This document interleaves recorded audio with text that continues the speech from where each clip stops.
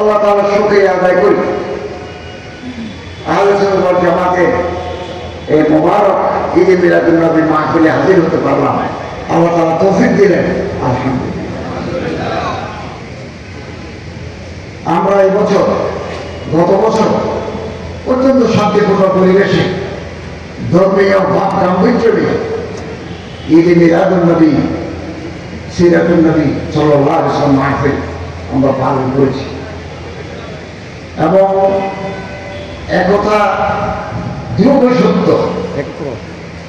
বিশ্বনবী রাহমাতুল আলামিন সাইয়্যিদুল মুরসালিন খাতামুন নবিয়্যিন হযরত মুহাম্মদ সাল্লাল্লাহু আলাইহি ওয়াসাল্লামের কালজয়ী আদর্শ আমরা যদি সমাজে ছড়িয়ে দিতে পারি, ব্যক্তি জীবনে, পারিবারিক জীবনে, সামাজিক জীবনে, রাষ্ট্রীয় জীবনে, আন্তর্জাতিক জীবন আমাদের আলোকিত হবে এবং হযরতের জীবন আদর্শ এটা বাতিঘরের মতো, লাইট হাউস, লাইট বিকার।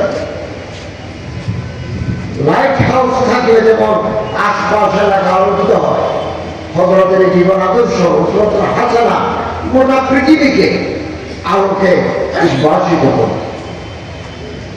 আমাদের হযরতের জীবন আদর্শ সুন্নাত ব্যাপকভাবে চর্চা করা দরকার। আলহামদুলিল্লাহ, বাংলা ভাষায় বিগত 20 বছরের ভিতরে অসাধারণ কাজ হয়েছে সিরাজুল উপরে কাজ হয়েছে। আমরা ইসলামিক ফাউন্ডেশন থেকে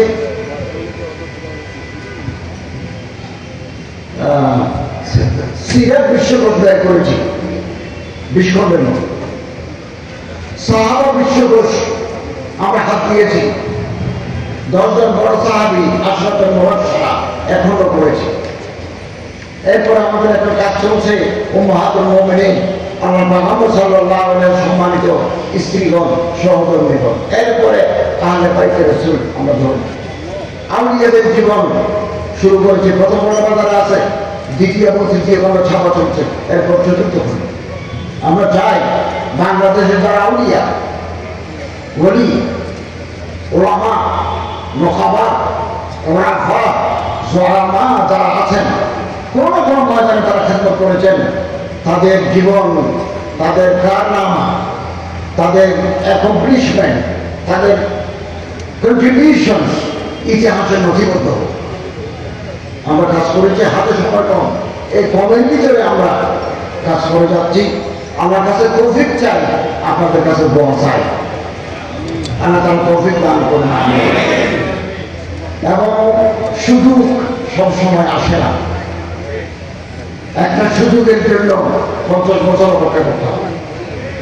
এখন একটা বিপ্লবের মাধ্যমে, এটা গণজোয়ারের মাধ্যমে, গণ অভ্যুত্থানের মাধ্যমে একটা অন্তর্বর্তীকালীন সরকার আমরা দায়িত্ব দিয়েছি। আমরা আগামী সরকার ঘোষণা করেছে ফেব্রুয়ারি মাসে, এটা জাতীয় নির্বাচন, free, fair, impartial and inclusive, আমরা একটা নির্বাচনের ঘোষণা দিয়েছি। রাজনৈতিক দলগুলো একমত হলে আমরা আশা করি একটা সুন্দর ইলেকশন আমরা জাতিকে উপহার দিয়ে আমরা পুরোনো ঠিকানায় ফিরে যাব। এটা আমাদের ঘোষণা। এবং আমাদের চিফ অ্যাডভাইজার মহোদয় বলে দিয়েছেন, আগামীতে যারা রাষ্ট্র সরকার গঠন করবে তিনি কোনো পদ গ্রহণ করবেন না, পদ নেবেন না, ঘোষণা দিয়েছে। অল্প সময় হাতে আছে। আমরা যারা রাসূলের উম্মত, আল্লাহ রাসূলকে মহব্বত করি, হযরতের আদর্শকে আমরা লালন করি, এই দেশে, এই দেশ সিরাতে রাসূলের আলোকে পরিচালিত হোক, এটা চাই। আমাদেরকে কাছাকাছি আসতে হবে। সুযোগ বারবার আসে না, সুযোগ হাত ছাড়া হয়ে গেলে বিলাপ করা ছাড়া কোনো পথ থাকে না। একটা পোলারাইজেশন ইজ গোয়িং অন, চলছে, কাছাকাছি আসে, কাছাকাছি আসে। আমি ধর্ম উপদেষ্টা হিসেবে, ধর্ম মন্ত্রণালয়ের দায়িত্ব হিসেবে আমি দেওবন্দি, বেরলভী, বাজিশর, সরসিনা, আনালিস সব জায়গায় যাচ্ছে। শুধু তাই না, আমার মন্ত্রণালয়ের অধীনে হিন্দু, বৌদ্ধ, খ্রিস্টান ট্রাস্ট আছে, ওখানেও যায়। হিন্দু বৌদ্ধ কল্যাণ ট্রাস্ট আছে, আমি চেয়ারম্যান, পদাধিকার বলে ওখানেও আমরা কাজ করি। এই দেশ সাম্প্রদায়িক সম্প্রীতির দেশ। বাইরে নানা মিথ্যা প্রপাগান্ডা চালাচ্ছে, এখানে অন্যান্য ধর্মের লোকেরা ধর্মকর্ম পালন করতে পারে না, এ জাতীয় কথা বিভিন্ন পত্র পত্রিকায় আন্তর্জাতিক মিডিয়ায় প্রচার হচ্ছে। এটা অসত্য তথ্য। জাতিসংঘ থেকে প্রতিনিধি আসলেন, আমি ক্যাটেগরিক্যালি তাদেরকে বলেছি যে আপনি যান, please go to the churches, to the mandaps, আপনি এখনই যান। প্রতিটি মন্ডপ, মন্দির, কাগড়া, চার্চেস, মসজিদে যার যার ধর্ম সেটা পালন করছে, কোনো বাধা নেই। এখানে আগে থেকে একটা টলারেন্স, মিউচুয়াল আন্ডারস্ট্যান্ডিং, পারস্পরিক মহাব্বত, পারস্পরিক ভালোবাসা একটা পরিবেশ তৈরি করছে। কিছু দুর্বৃত্ত আমাদের এই সম্পর্ককে বিনষ্ট করে ঘোলা পানিতে মাছ শিকার করতে চায়। আমাদেরকে সচেতন থাকতে হবে। ঐক্যবদ্ধ শক্তি, ঐক্যই শক্তি, শক্তি শান্তি। হুজুর আকরাম সাল্লাল্লাহু আলাইহি ওয়াসাল্লাম বলেন, দুনিয়ার সমস্ত মুসলমান এক শরীরের মতো, কাজাসুদুল ওয়াহিদিন, কারজুলুল ওয়াহিদিন, এক দেহের মতো। ইশতাকা আইনু ইশতাকা রাসুহু, ইশতাকা রাসুহু ইশতাকা কুল্লু। ভাই যদি ভুতা খায় চোখে পানি আসে। পৃথিবীর কোন প্রান্তে যদি কোন মুসলমান বিপদগ্রস্ত হয়, আন্দরকিল্লার মানুষের চোখে পানি আসে। এটাই ওয়াহদাত উম্মাহ, এটা উখুওয়াত, it is a Muslim fraternity. এটা আমাদের বহাল রাখতে হবে। আমি বারবার বলি, সারা জীবন বলেছি, আপনি এক মাদ্রাসার ফাজিল, আমি আরেক মাদ্রাসা, আপনি এক পীর সাহেবের মুরিদ, আমি আরেক পীর সাহেবের মুরিদ। আপনি জিকির বড় করে করেন, আমি জিকির ছোট করে করি। আমার টুপি এরকম, আপনার টুপি আরেক রকম থাক না, এই সামনে টুকটাক এগুলো থাক না। বৃহত্তর পরিসরে আমরা এক এবং অভিন্ন, বৃহত্তর স্বার্থে, কম মিডিয়ার জাতির স্বার্থে আমাদের কোনো ভেদাভেদ নেই। আসুন আমরা অন্তরকে বড় করি, আমাদের অন্তর ছোট। জহিরুদ্দিন মোহাম্মদ বাবর, মুঘল সম্রাট, তার একটা বই আছে বাবুর নামা, যে অটোগ্রাফি অফ বাবর। ওখানে তিনি লিখেছেন, ভারতের জনগণ, আমরা এক সময় বৃহত্তর ভারতের অংশ। ভারতের জনগণের অন্তর ছোট। There is no room in their heart to accommodate others. বুকের ভিতরে নিজের দলের লোক ছাড়া অন্য দলের লোকদেরকে জায়গা দেওয়ার মতো স্পেস তাদের হৃদয় নাই। We are chicken-hearted, মুরগির বাচ্চার মতো প্রাণ। ছোট অবধি বড় কাজ হয় না, বড় মনের লোক দ্বারাই বড় কাজ হয়। এবং ফুলের প্রতি ভারতের জনগণের মহাব্বত নাই, তাদের ঘরের দুয়ারে, তাদের বাড়ির আঙিনায় ফুলের গাছ নাই, আবিষ্কারের নেশা নাই। কি রব দেওয়া কথা! ভাই বেড়াদর, চাচা, জ্যাঠা, ভাইজি, ভাইফুট নিয়ে এক পাতিলে রান্না করে খেলে কি অনাবিল আনন্দ পাওয়া যায় ভারতের জনগণ তা জানেন। আমরা আলাদা হোক না, আলাদা থাকলেও একটা ফাঁক মাল একতলাপ থাকবে, তারপর আমরা একে অন্য।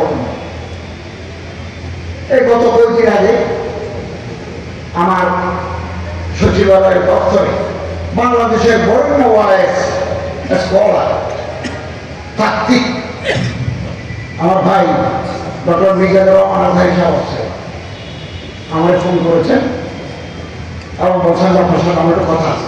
আমি বুঝতে পারতাম আসছেন। আমরা কিছু আলোচনা করলাম, সিরতের কিছু কাজ বাংলাদেশে আমরা কিভাবে করতে পারি। তিনি একটা সিরাত অলিম্পিয়াড করবে, আমাদের দাওয়াত দিয়েছেন, আমি কবুল করেছি। আর কিছু জরুরি কথা বলেছেন। আমি যাওয়ার সময় আমার চেম্বার থেকে বের হয়ে লিফট পর্যন্ত ওনারে এগিয়ে দিয়ে এসেছে। এবং তিনি বলছেন যে আপনি কেন আসছেন, আমি চলে যেতে পারবো। এটা হচ্ছে মানুষের প্রতি মর্যাদা, সম্মান। আমি আমার ভাইকে সম্মান করলে আল্লাহ আমার সম্মান দিবেন, আমি যদি বুঝাবুঝি করি আল্লাহ আমার ঠেক দিবেন। এই যে হযরত প্রফেসর ডক্টর আবুল রহমান সাহেব, চট্টগ্রাম আন্তর্জাতিক ইসলামী বিশ্ববিদ্যালয়ের ভাইস চ্যান্সেলর, সাবেক ভাইস চ্যান্সেলর প্রফেসর রফিক সাহেব দেশের বৈন্য আগে, উনি কামেলে ফার্স্ট ক্লাস ফার্স্ট পুরা বাংলা। মৌলানা আবুল রফিক সাহেব আল্লাহ ওনারে হায়াত দারাজ করুন, मौलाना अबू रहमान साहब का लगा है बरस को आप जीते रहे 1000 वर्ष, उस वर्ष से हर दिन हो 1000 वर्ष।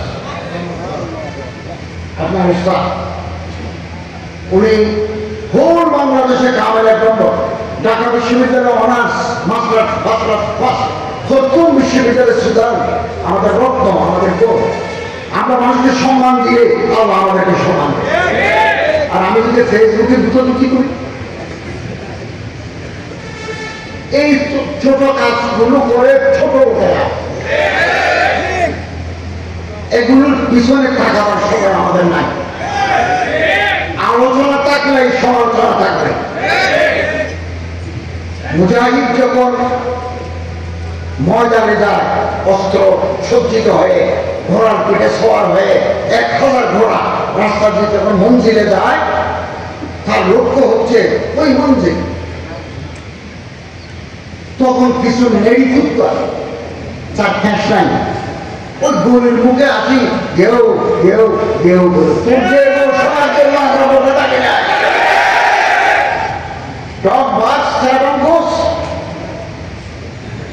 কুত্তা ভুট্টা रहेगा काफिला चलता रहेगा। পিছনে তাকাবার সময় নাই। মনে করে কেউ সজানি করে ডিম শুরু দিল এখানে স্টেজে, তো ডিম শুরলে কি এই যে আন্দোলন আহলে সুন্নাত ওয়াল জামাতের আন্দোলন 1 সেকেন্ডের জন্য বন্ধ হবে না। বাধা আসবে, বিপত্তি আসবে, হামলা হবে, প্রস্তুত থাকতে হবে। ये बात मुखालिफ से न घबरा, ये तो चलती है तुझे ऊंचा उड़ाने के लिए। আমি মনে করেন দুটো অনুষ্ঠান করে এখানে এসেছি, একটু পরে আমি চলে যাবো ঢাকা। এবারেই প্রথম আমি আলহামদুলিল্লাহ বাংলাদেশ সরকারের পক্ষ থেকে ইসলামাবাদে ইন্টারন্যাশনাল সিরাত কনফারেন্সে বক্তব্য করেন।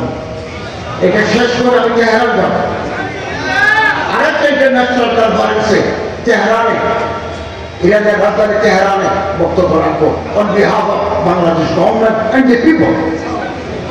এবং বাংলাদেশের মুসলমানরা জনগণ ইসলামের জন্য খেদমত করছে, ওইটা আমি সেমিনার ওখানে তুলে ধরবো ইনশাআল্লাহ। মানুষ কেন একজনের বিরুদ্ধে আরেকজনের আগে, এটা মনোবৈজ্ঞানিক কারণ আছে। প্রফেসর আবু বকর রফিক সাহেব, প্রফেসর মৌলানা আল্লামা আবু রহমান সাহেব মতো তো আমি হতে পারি নাই, আপনি হতে পারেন নাই, এই মর্যাদায় পৌঁছতে পারেন নাই, এই একাডেমিক এক্সেলেন্স আপনার নাই, আমার নাই। তখন আমার কলিজার ভিতরে আগুন জ্বলে, আমি গ্রান্তি নই, এটা মনোবৈজ্ঞানিক কারণ। তখন করি কি, ওই যে পকেটের ভিতরে মোবাইল একটা আছে, ওখানে যাই গুতা দিই, গুতা দিই। আল্লাহ তাকে উপরে তুলবেন, মর্যাদা দিবেন, খেদমত আদায় করবেন। পৃথিবীর সব মানুষ মেনে চেষ্টা করলেও তাকে নামানো যাবে না। আর আল্লাহ তাকে ফেলে দিবেন রেস টু দি গ্রাউন্ড, পৃথিবীর সব মানুষ মিলেও তাকে তুলতে পারবে।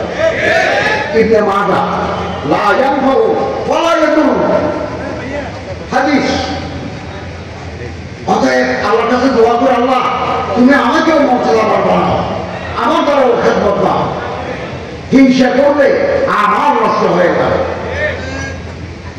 পিছনে তাকাবার সময় আমাদের নাই। উপরে যারা উঠে তারা নিজের নিঃশ্বাসের আওয়াজ নিজে শুনে না, পিছনে যারা আছে তারা শুনে।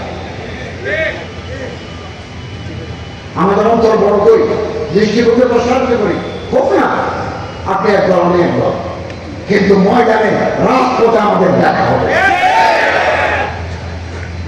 কেন আমরা তো ছোট, কেন আমরা বড় হতে পারি? अल्लामा इकबाल रहमतुल्लाह अलैह बोलेन, मंजिल से आगे बढ़कर मंजिल तलाश कर। মনে করেন আমি চট্টগ্রাম ইউনিভার্সিটির ছাত্র, আপনি চট্টগ্রাম বিশ্ববিদ্যালয়ের ছাত্র, মাস্টার্স করে আপনি পিএইচডি করবেন লন্ডন ইউনিভার্সিটি, ফ্রাঙ্কফুর্টে করবেন, জার্মানিতে, খর্তুমে করবেন, আরো মঞ্জিল আছে। मंजिल से आगे बढ़कर मंजिल तलाश कर, मिल जाए तुझे दरिया तो समंदर तलाश कर। दरिया तो जी पाओ समुद्र तलाश कर। हर शीशा टूट जाता है पत्थर की चोट से। पाथर मार दिए জানালার গ্লাস ভাঙি যায়, এটাই নিয়ম। पत्थर ही टूट जाए वो शीशा तलाश कर, पाथर भागी जाए एरकम ग्लास तलाश कर। सजदे से तुझे क्या हुआ, सदियां गुजर गई, শত বছর কত হয়ে গেল সজদে দিলাম, তনহা আনিল ফাহশায় ওর মন করত হয় নাই, খুশু নাই, খুশু নাই। तेरे जिंदगी बदल गई वो सजदा तलाश कर। এমন সজদা তালাশ করো যেটা দিলে জীবন বদলে যায়। मोला के अदा हो रहे मुजाहिद का अदा हो। अल्फाज और माना में तफावत ही, लेकिन मुस्लिम किनारे থেকেও আযান দেয়, যুদ্ধের ময়দানে ও জিহাদের ময়দান থেকেও আযান দেয়। আলফাজ এবং কোন অর্থ নাই, কিন্তু এই আযান আর ওই আযানটা সমাসে তফাওত নেই। अल्लामा इकबाल रहमतुल्लाह अलैह बोलेन, हर इंसान के दिल में अदावत की आग जल रहा है, आग ही बुझ जाए वो पानी तलाश करे। আমাদের প্রত্যেকের কলিজার ভিতরে হিংসার আগুন। আসুন না কোন আল্লাহর ওলি, কোন দরবেশে খোদা মাস্টারের কাছে যাই, এমন এমন তাকওয়া পরহেজগারি তসবিহ নিয়ে আসি, হিংসার আগুন যাতে নিভে যায়। এখন সুযোগ আছে কাছাকাছি আসা, ইতিহাস বদলে যেতে পারে। ভুল করলে ইতিহাস আমাদের ক্ষমা করবে, এটা মনে রাখবেন, মনে রাখবেন। সম্মানিত হাজির, আল্লাহ আমাদেরকে তৌফিক দান করুন, আমিন। আরেকটা কথা বলি, এই দেশ বিগত 54 বছর যাবত এই দেশে সম্পদ লুণ্ঠিত হয়েছে। যখনই সে সুযোগ পেয়েছে সম্পদ লুট করেছে। যারা এদেশের সম্পদ নিয়ে বিদেশে তার বাড়ি বানায়, তারা কোনোদিন দেশপ্রেমিক নয়।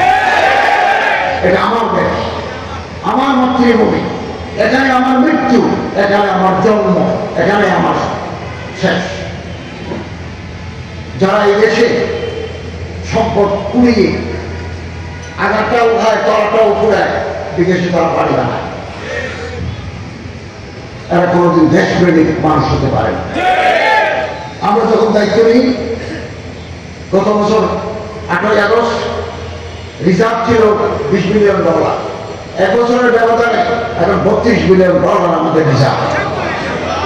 আমরা যত বৈদেশিক দেনা মার্কেট থেকে আমরা পরিশোধ করেছি, রিজার্ভে হাতি নেয়।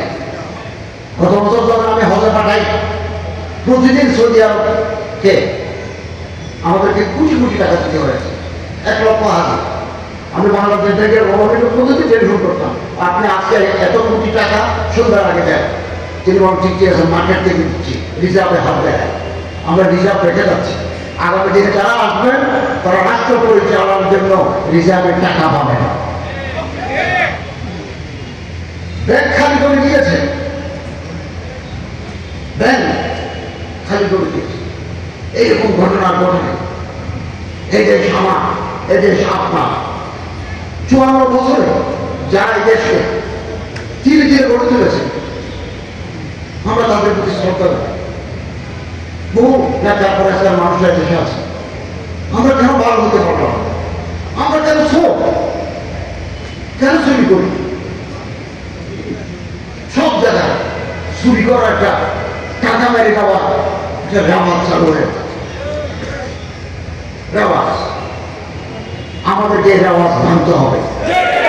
নেককার মানুষকে রাষ্ট্র পরিচালনার দায়িত্ব দিতে হবে। সৎ পরহেজগার মুত্তাকি মানুষকে দায়িত্ব দিতে হবে। যারা কোটি কোটি টাকা দেখলেও পিছনে ফিরে তাকায় না, সুন্দরী মেয়ে দেখলে পিছনে পিছনে দৌড়ে না, এরকম পরহেজগার মানুষ রাষ্ট্র পরিচালনা করতে হবে। ক গেল খ আসলো, খ গেল খ আসলো, খ গেল ম আসলো। চিন্তা ভাবনা করে দেখুন, চিন্তা ভাবনা করে দেখুন। রিজিকের মালিক আল্লাহ। আমি ইন্টারন্যাশনাল ইসলামিক ইউনিভার্সিটিতে এক্সাম ফ্যাকাল্টি অতিথি শিক্ষক হিসাবে শিক্ষকতা করতাম। ওখান থেকে আমি উপদেষ্টা হয়েছি। এরপর আমি 7 বছর অটোমারি কলেজে করেছি, শিক্ষকতা করেছি। খালি সরকার মসজিদে জমা করে যায়, ওয়াজ করতাম। এখন ডিসেম্বর ফেব্রুয়ারি যখন নির্বাচন হয়, আমি সবগুলো শেষ করে আমি চট্টগ্রাম পুরানা ঠিকানায় চলে আসি। আমার ইমামতিও নাই, মাস্টারিও নাই, আমার আয়ের কোনো পথ নাই, আমার থাকার নিজস্ব কোনো জায়গাও নাই, বিল্ডিং, কিন্তু আমার রাস্তা আছে।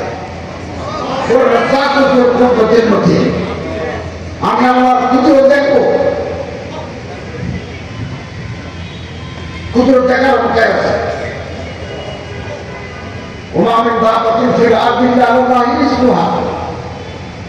পৃথিবীর সমস্ত প্রাণীকে আমরা রিজিক দেন, আমাকেও আপনাকেও। আমি বারে বারে আল্লাহর রহমত দেখি, অবাক করছি, অবাক অবাক করছি।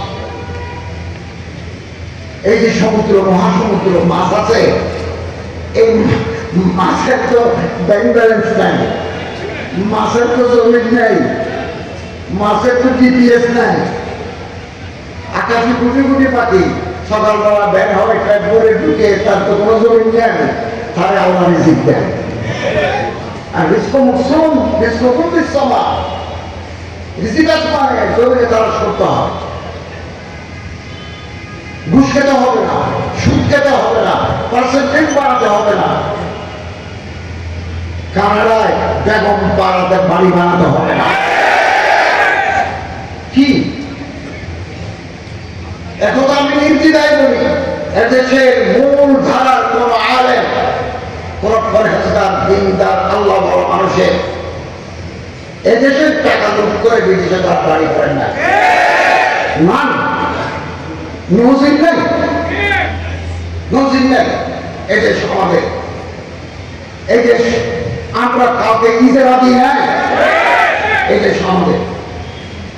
আমরা দেশকে মহাব্বত করে দেশকে ভালোবাসি, ভালোবাসি। কেউ যদি আমার জন্য কিছু সুপারি নিতে আসে, এটা হিন্দু হোক, বৌদ্ধ হোক, খ্রিস্টান হোক, সনাতনী হোক, আমি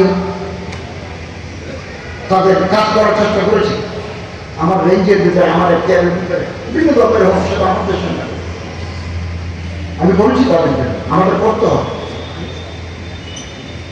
এবং এই সাগরে একটা মাছ আছে, তিমি মাছ, তিমি মিটার নীল তিমি আছে, ব্লু হোয়েল। ওজন কত? 2 লক্ষ কেজি। একটা মাছের ওজন 2 লক্ষ কেজি। 30টা হাতে যদি জবাই করে ফেলে রাখেন, যে ওজন, একটা বড় সাইজের তিমি ওজন তার চাইতে বেশি। পেট কত বড়? একদিনে খাবার খায় 3600 কেজি। তিমি মাছের পেট ভরার জন্য 3600 কেজি খায়। এই খাবার সরবরাহ করেন মালিক। ওদের ঘুষ খেয়ে, সুদ খেয়ে, পার্সেন্টেজ মেনে, বিল্ডিং এর ভিতরে রডের বদলে বাঁশ দিয়ে ঘর তৈরি করে এই টাকা করা হারাম। আমরা আল্লাহ তাআলা রিজিকের দিকে চাই। আমার চাইতে, আপনার চাইতে, আপনার ছেলেদের খবর আরো উন্নত হতো। আমি নিজের চোখে দেখেছি, বাবা দুই বেলা ভাত খেতে কষ্ট পেয়েছেন, দুই বেলা ভাতের জন্য ওনার কষ্ট চোখে দেখেছি। ওনার ছেলের জমানায় দেখি 5 তলা বিল্ডিং, বাংলাদেশের একজন নাম করারও, আপনারা নাম বলে চিনবেন। ওনার ছেলে মেয়েরা আমার সাথে দেখা করতে আসবেন, আমি অ্যাপয়েন্টমেন্ট দিয়েছি। আমরা যখন ইউনিভার্সিটি পড়তাম ওনার বাসায় বেড়াতে যেতাম, অনেক বড় ধনী লোক। এখন উনি আমার কাছে কিছু সহায়তা চাইতে আসছে।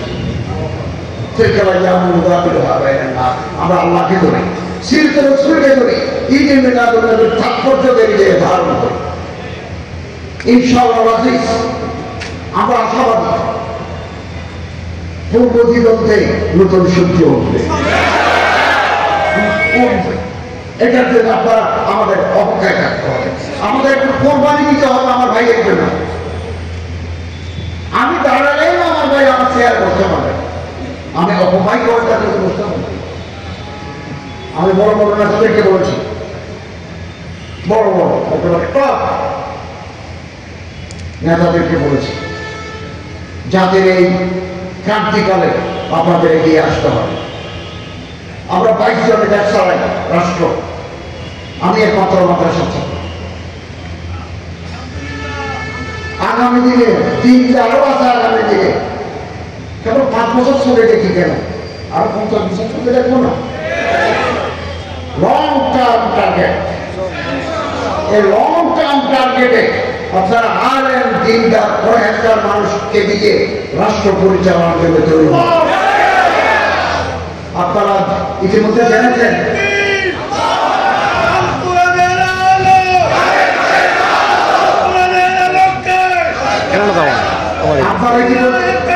আপনারা ইতিমধ্যে জেনেছেন হজের ব্যবস্থাপনায় মাননীয় প্রধান উপদেষ্টা নির্দেশ করবে আমার মন্ত্রণালয়ের হোল টিম আমরা রাত দিন কাজ করে একটা সুন্দর হজ উপহার দিতে পেরেছি। 8,26,00,000 টাকা হাজিদেরকে ফেরত দিচ্ছে এবং 100 জনের টাকা ফেরত আসছে, ওতে মারা গেছেন।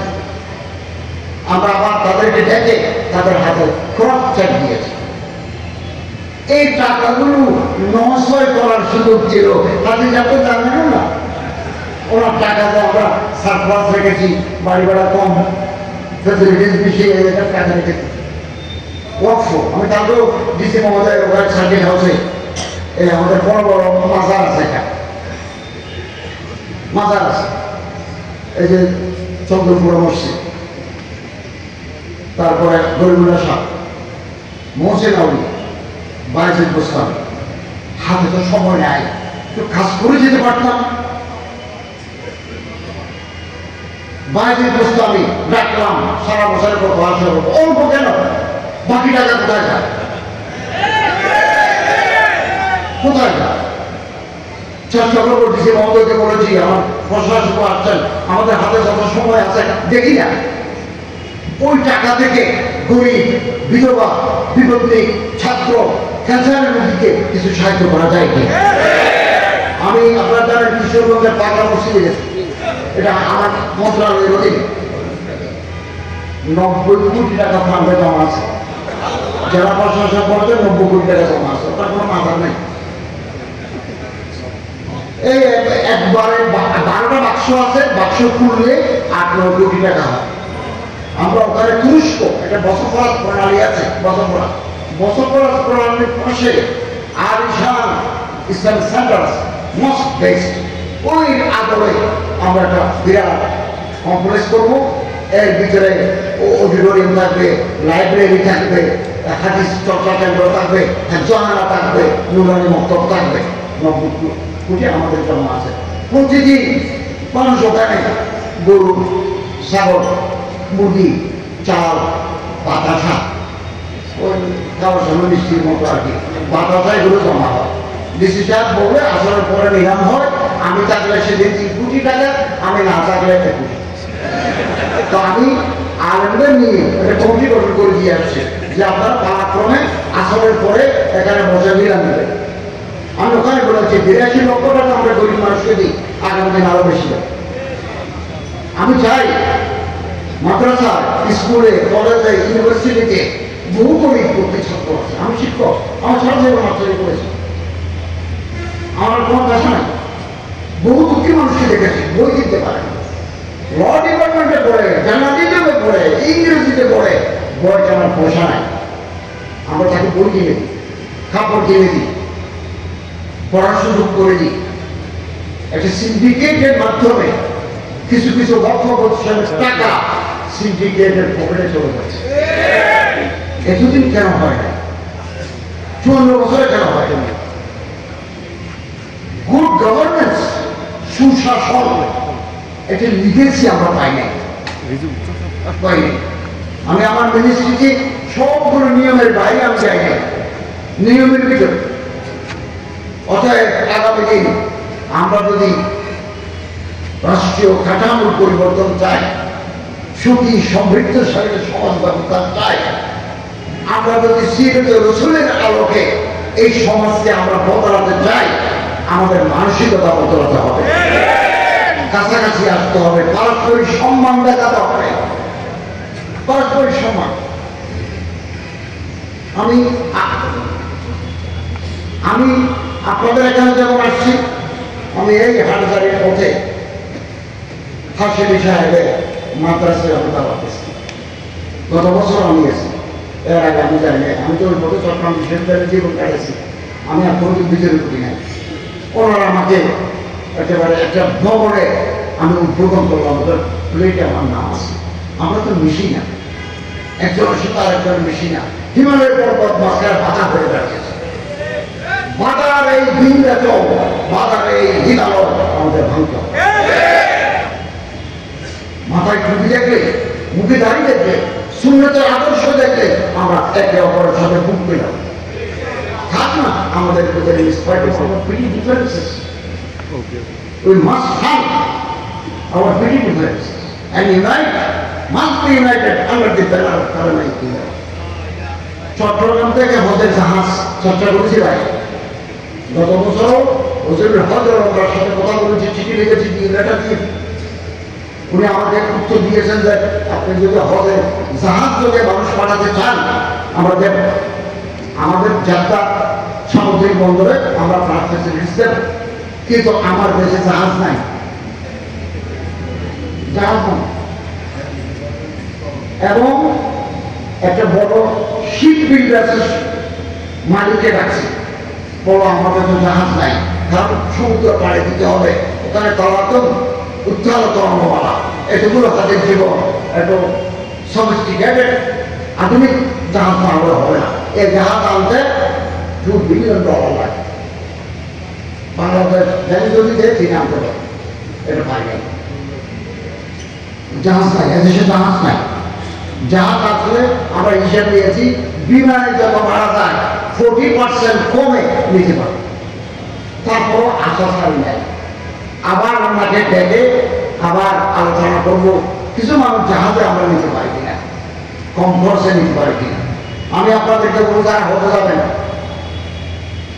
মাহারাম সাথে দিবেন, কাফেরা বলে আপনার বুকে পাঠাবেন না। এই এখন আমি এটা চিঠি পাইলাম, এক মহিলা হারিয়ে গেছে। আমি এটা তদন্ত করবো, যেটা আমার মক্কাতে আমার অফিস আছে, আমি এটার টেস্ট পাঠাবো যে মেয়েটাকে দেখেন কোথায় কোথায় আছে। এবছর 24-25 সালে একটা মানুষ হারিয়ে গেছে, আমরা তাকে খুঁজে পাইনি। কেন পাইনি? দলিল এলাকা আছে মানসিক বাসের মহিম, তো মানসিক বাসের মহিমটা আপনার হজে পাঠালেন কেন? এটা তো আমরা খুঁজে পাইনি। খবরস্থানও নাই, হসপিটালও নাই। আরাফাতের মাঠে ডেলিভারি হয়, কেন আপনি তাকে হজে দিলেন? অ্যাডভান্স এজেন্সি জানে না পেটের ভিতরে বাচ্চা 9 মাস, কিন্তু জামাই তো জানে তার বাচ্চা 9 মাস, আর আমাদের মাঠে বাচ্চা হয়। আপনি কি ওখানে আলফা করবেন না যে মেয়েটাকে হসপিটালে নিয়ে যাবেন? 15 জনকে আমরা 90% বড় ওনাকে উনি হজে গেছেন। উনি জানেন না ওনার হার্টের করোনারি আর্টারিতে ব্লক আছে, ওনার মধ্যে আমরা বাইপাস করেছে। আবার অ্যাম্বুলেন্স এনে অক্সিজেন লাগাই দিই উপরে হাসপাতালে 15 জন।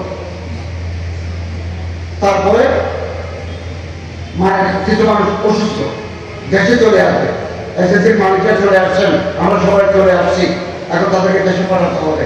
মেডিকেল ব্যাড দরকার, তারা চেয়ারে বসতে পারবে। এক একটা মেডিকেল ব্যাডের অনেক দাম, এগুলো গভর্নমেন্ট টাকা দিয়ে আমরা মেডিকেল ব্যাডের ব্যবস্থা করে তাদেরকে এনেছি। 1 কোটি টাকার ওষুধ দিয়ে যে আমি দেখি 10 কোটি টাকা ইনজেকশন দিয়েছি, meningitis, influenza, free of cost from the government of Bangladesh. আমরা আগামী দিনে চেষ্টা করবো, আপনাদের সহযোগিতা চাই। যাদের ক্যান্সার আছে, যাদের অ্যাডভান্স স্টেজ, যাদের করোনার আর্টারিতে ব্লক আছে, যারা মারাত্মক রোগ আছে, সিভিল সার্জনের সার্টিফিকেট ছাড়া আমরা তাদের হজে নেব,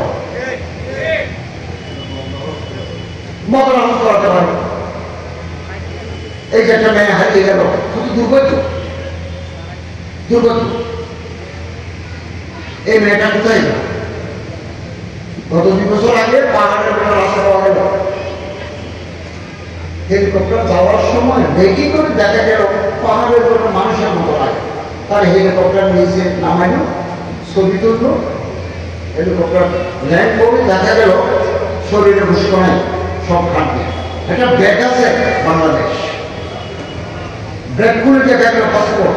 মুহূর্তের ভিতরে আমাদের সাথে যোগাযোগ করুন, আমাদের অফিসে হসপিটাল, আমরা এখানে খবর দিলাম, লোক গেল, বুঝতে নাই, কেমন হাঁটবে এসকেলেটর। এই মানুষ কেন পাহাড়ের উপরে গেল? অসুস্থ মানুষ, মাসিক বাসের বাহিনী পড়ছে না,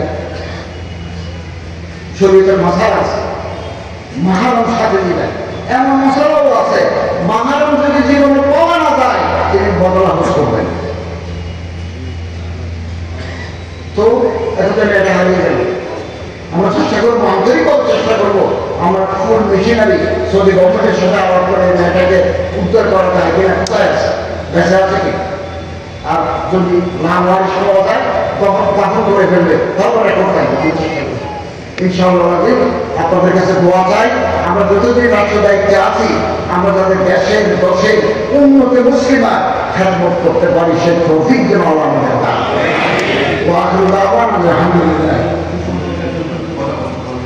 আচ্ছা, আলহামদুলিল্লাহ জামে মসজিদ, এটা হাফেজুল্লাহ সাহেব আমাদের আল্লাহর রাসূল হযরত আল্লাহ তাআলা দিয়েছেন, আমার সাবেক এমপি শাহজাহান চৌধুরী সাহেব।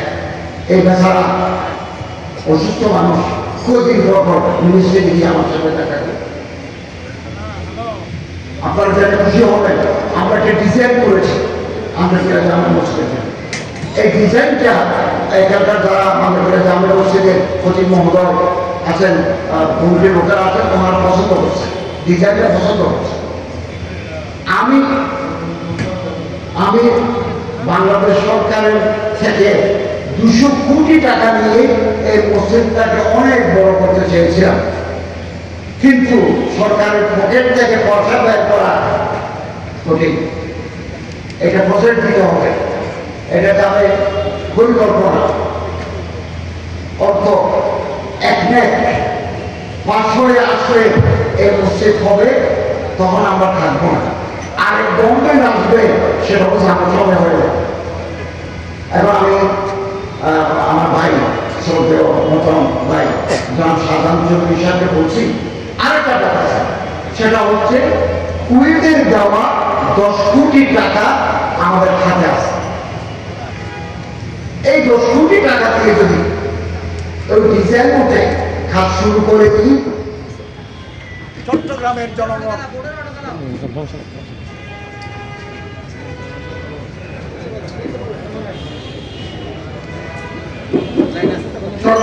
জনগণ অনেকগুলো ব্যক্তি এই আন্দোলনের সাহেব আমার মসজিদের প্রতি মানুষের মহব্বত আছে। আমাকে শাহজাহান চৌধুরী সাহেব জানিয়েছেন যে আমাকে বলেছেন এই মসজিদে যত রড লাগবে উনি একা দিবেন, এবং আমরা একটা সিদ্ধান্ত নিয়েছি যে আমরা সরকারের 200 কোটি টাকার জন্য অপেক্ষা না করে কুয়েতের দেওয়া 10 কোটি টাকা দিয়ে এই মসজিদের কাজ শুরু করে দেব। আমার ইসলামিক ফাউন্ডেশনের বোর্ড অফ গভর্নরশিপ 17 তারিখ মিটিং ছিল, আমরা বেসরকারি কারণে মিটিংকে পিছিয়েছি। ইনশাআল্লাহ আগামী 15-20 দিনের ভিতরে মিটিং দিয়ে এটা পাস করে আমি এসে উদ্বোধন করে দিব। আপনারা যে যেখানে আছেন ওখান থেকে সাহায্য করে ঐতিহাসিক এই মসজিদকে মদিনার মসজিদের আদলে দৃষ্টিনন্দন মসজিদে পরিণত করবেন। আল্লাহ তাআলা তৌফিক দান করুন। আমিন। ওয়া আখিরু দাওয়ানা আলহামদুলিল্লাহি রাব্বিল আলামিন।